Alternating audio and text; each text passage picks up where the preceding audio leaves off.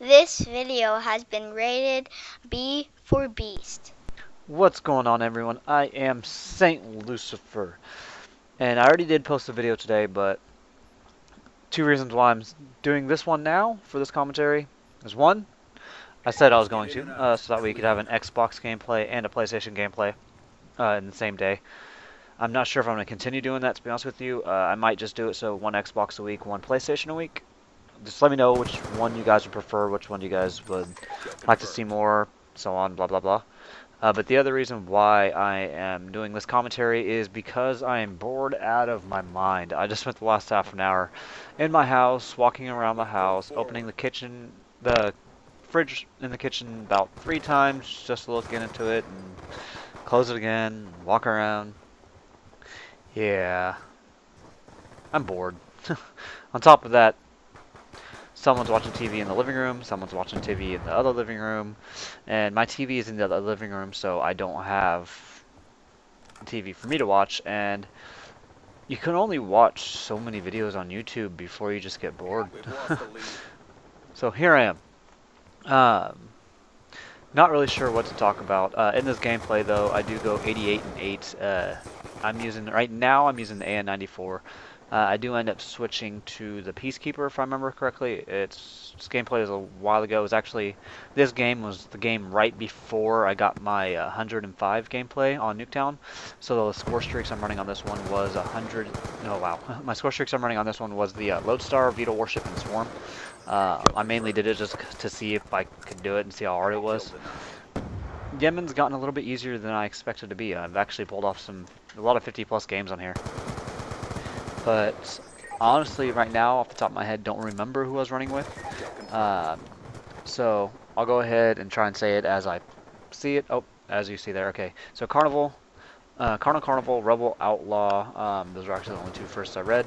And this guy, oh my gosh, I don't know how I didn't see him for one and how he missed me for the other. But we do have Green Eyes on here as well too. We are playing against one person that they know that I don't. That zombie chick. Never met her before until now, and I kind of feel bad because I put a little bad impression on her for that one. I'm also playing with Jesse Latman. So a couple of MDQ guys. But really, I want to know what you guys want to hear about rather than just like topics. What type of stuff do you want to hear about? Do you want to hear more about, you know, video game world? Do you want to know more about like upcoming stuff for the Call of Duty Ghost? Because I actually have seen a couple preview videos on that, so I could talk a little bit about that, what my insight is. Or do you want to hear about strategies on nuclears, strategies on swarms? Even though I have my swarm tactics, I could throw out some other stuff. Or what, really? I mean, anything, life stuff, what it's like to be a single parent, what it's like to be a parent in general, anything. So let me know what you guys want to hear, and also kind of leave in there some ideas, possibly things that pique your interest more out of anything. I could even talk about politics, even though I don't know shit about it. I do know right now how it's kind of bullshit. Or there's a senator who's, I think it's a senator anyway, this is how much I know about it. How there's a guy that at the moment is in trouble for shooting someone that jumped, basically was trying to beat him up because he jumped the fence and ran over to him. What a lot of people don't realize is, one, yeah, he's black. By the way, I'm not racist at all. I'm Asian. It's kind of hard to be racist when you're Asian because everybody else hates you, makes fun of you, so it kind of just happens back the same way. But they talk about either he was black or Mexican. I think it was Mexican, actually. But how they're giving this guy all this grief because he shot him. But what they don't tell everybody is this person who got shot jumped the fence to a gated community and started beating the crap out of this guy. And they're not telling, of course, anybody how big this person was that jumped the fence. They aren't saying how old or anything else like that. They're just fixated on the point that one guy's white, one guy's Mexican. And that's the kind of stuff that's in the news nowadays. To me, that's one of the reasons why I don't watch the news anymore, is because it's bullshit stories that people just try to thrive off of and get pissed off about.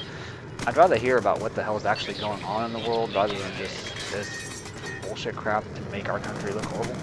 Um, so, yeah, that's my inside of a little bit of politics, I know anyway. Well, not even politics, just more like the news and what's going on in general. Uh, but even if you want to hear about some stuff about where I'm from, I mean, I'm from Oregon, so for those of you who play with me, you know that, because a lot of you hate to play on my host. Even though some East Coast players do like to play on my host, don't know why. But it seems that people seem to do well. For some reason, I still 3-bar on my host. I don't know why. I also hardwire into my consoles. But yeah, give me some topics, some things that you generally just want to hear about. Pale Blue Dot does really good. Is really good about talking about what he does for work. How he is a nuclear physicist, I think. I could be wrong on that. Correct me if I'm wrong. I know you're probably going to be one of the first people to see this video anyway, or at least comment on it, because you usually are. But if you want to know more about me, there's a couple things I've actually done. I'll give you a little brief insight on myself. My first job was concrete construction in a town called Florence, Oregon. It was where my grandmother was living at the time, and granted, it wasn't a complicated job. It was honestly pretty easy, but the only thing I hated about it was how many idiots I had to work with. Not saying that all construction people are idiots.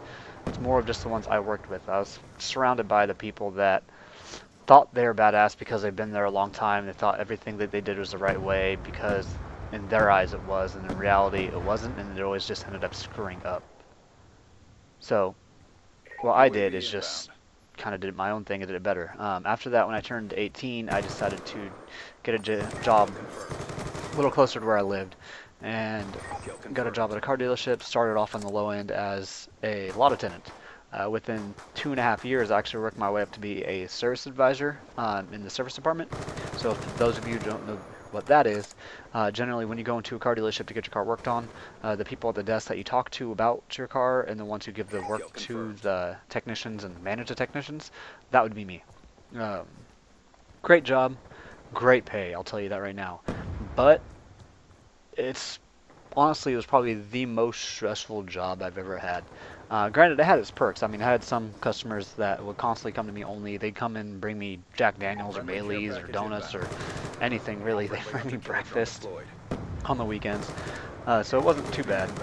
But after that, I tried working for a call center for a phone company. I'm not going to say what phone company just in case. But that was actually a really fun job. The environment was really nice. They had a miniature golf course in the back of it, so that was pretty cool. And they also had a huge employee place. After that, I went to work for... Actually, after that, I went to college and ended up playing basketball for a community college in Washington for about a year. And then my mother got cancer, and so I moved back to help take care of my mother on that one. And for those of you who also don't know, she did pass recently, not too long ago, last November. So still a little bit of a sore subject, but I'll get through it.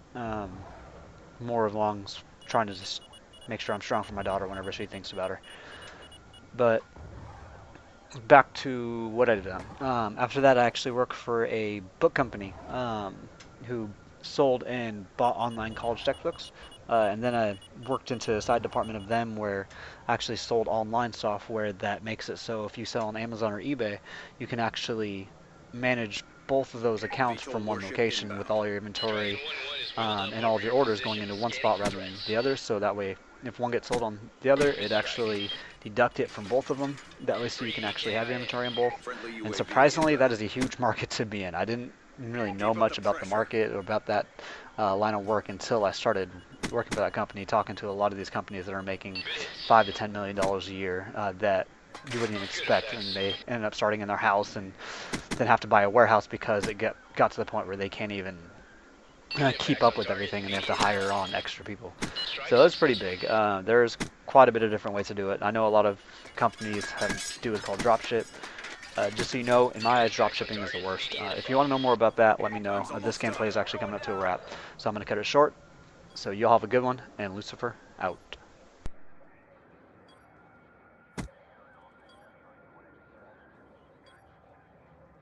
UAV inbound. Kill confirmed.